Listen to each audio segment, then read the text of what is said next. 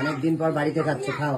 বাবা অনেকদিন পর বাড়িতে, না ওখানেও বাড়িতেই খেয়েছি, মানে এই বাড়িতে এসে অনেকদিন পর। তারপর মাছের তেল পেয়েছি, ওই জন্য আমি আর বেশি দেরি সহ্য করতে পারিনি, তাড়াতাড়ি চটাপট মেখে নিয়েছি অনেকগুলো ভাত।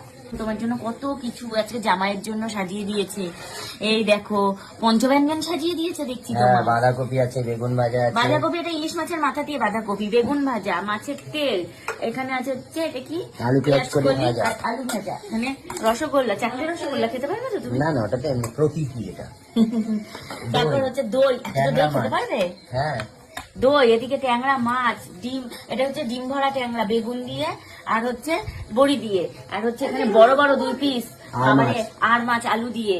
বাবা তোমার তো আজকে বিশাল ব্যাপার, দেখো তোমাকেই সাজিয়ে, ও বাবা আবার কাঁসার থালায়, কাঁসার থালায় এই দেখো পুরো একদম সাজিয়ে। খাবে কোথায়? তোমার জায়গায় তো নেই খাবার। সব আছে, বসে বসে সব খাবে।